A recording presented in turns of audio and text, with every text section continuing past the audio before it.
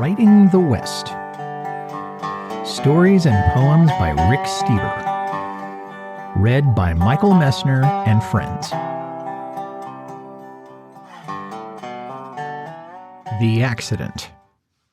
Logger Harold Morgan talked about his accident, saying, "It was July 6, 1944, the day before my 29th birthday. Was working high lead at the time. Cable should have been on a guy in shackle where it would play over your head, but it wasn't. It was on the ground. Second pull, it caught me. Knocked me into a stump and broke my neck. Was out like a light. I reckon the boys packed me to the landing, put me in the back of a pickup and brought me out of the woods. I come into the hospital. Asked one of the boys who brought me in. All I could do was whisper. Am I going to make it?" I asked, and he says, "Hell yes, you'll make it." Well, I felt a little better after that, except I was paralyzed from my neck down, and after the shock started to wear off, the hurting started. Oh my God, did it hurt. All my brothers come in, stayed with me. And one time, when they thought I was asleep, I heard one of them crying, and he said, "Poor little guy will never live to see morning light." But I toughed it out. And finally, on about the third day, I moved my thumb on my right hand, wiggled it back and forth a couple of times, and then and there, I knew I was going to live. Oh, but there were some terrible times, terrible pain. Oh, I got myself hooked on morphine and dreamed I was being chased by stumps and flailing roots. And they dried me out, sent me home. And then my wife, well, she couldn't cope with the situation and pulled out, leaving me with the 2 children, a boy 6 and a girl 4. The night she left, she told me, "I married you to get away from home. I never did love you." I told her, "Thanks a lot." Some of the paralysis went away, and Harold was finally able to move around with the aid of a cane. He went to work at the Wolf Point Lookout on the summit of the Coast Range, and took the kids up there with him. They were raised there for 23 seasons, and they turned out all right.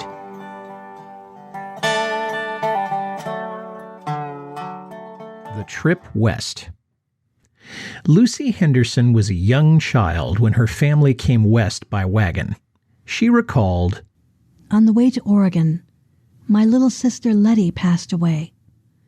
Father made a coffin for her, and we buried her by the roadside in the desert.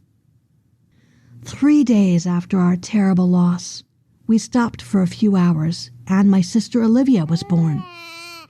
It was so late in the year that the men of the party decided we could not tarry even a day, so we had to press on. The going was terribly rough. The men walked beside the wagon and tried to ease the wheels down into the rough places. But in spite of this, it was a very rough ride for my mother and her newborn babe. We were out of food and our cattle was nearly worn out. We had no choice but to leave our wagons in the mountains, and with Mother on one horse holding her 6-week baby in her lap, and with one of the little children sitting behind her, and the rest of us riding behind the different men, we made it to Oregon. We lived on boiled wheat and boiled peas. So passed the winter.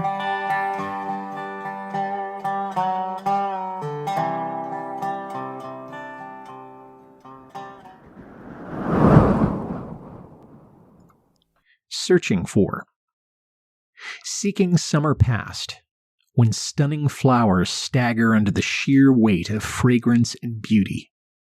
Dewy morning intensifies brilliant colors and sweet aromas as a plump sun peekaboos behind leaves. I bend low to study such luxuriousness, the way a woman will sometimes do, searching her lover's face for truth.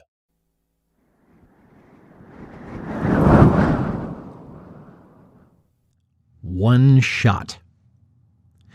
Oscar Lundberg was known up and down the Pacific coast as a hunter, trapper, and man of the mountains.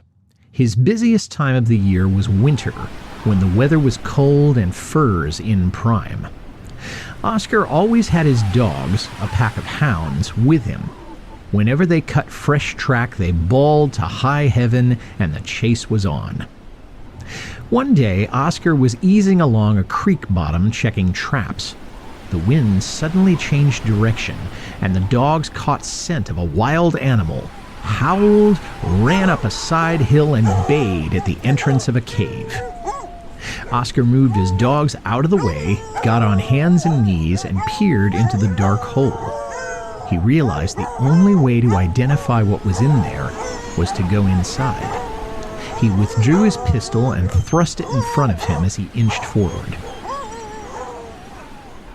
Something grabbed the barrel of the pistol and shook it fiercely. Oscar's natural instinct caused him to pull the trigger.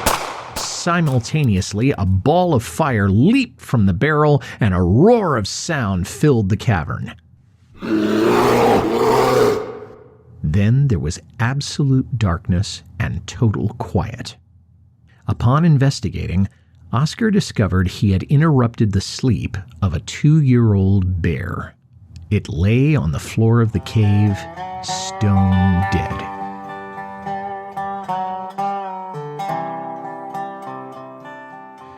Remembering. Benjamin Bonney was a 7-year-old boy when he came over the Oregon Trail in 1845. His most vivid memories of the ordeal were when they departed Independence, Missouri, the last settlement, and the nights they were trapped on the plains during frightening thunderstorms.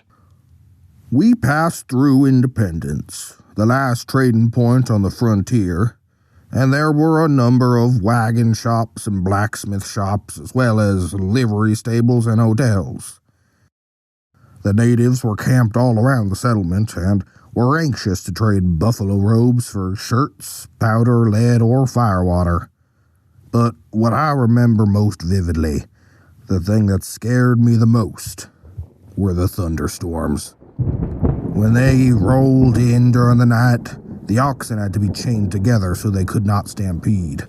Sometimes the wind blew so hard our tents would be flattened and the covers torn off the wagons.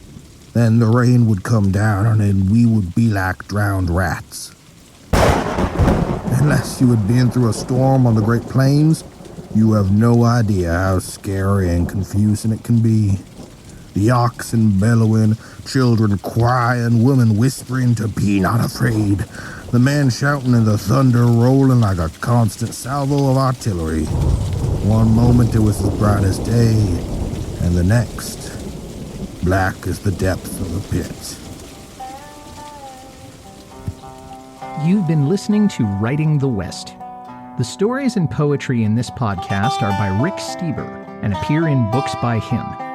Log on to www.rickstieberauthor.com to find out more. This program was produced by Michael Messner by permission of the author. Special thanks to Michael Tucker, Rachel Pulliam, and Art Shingler. Thank you for listening.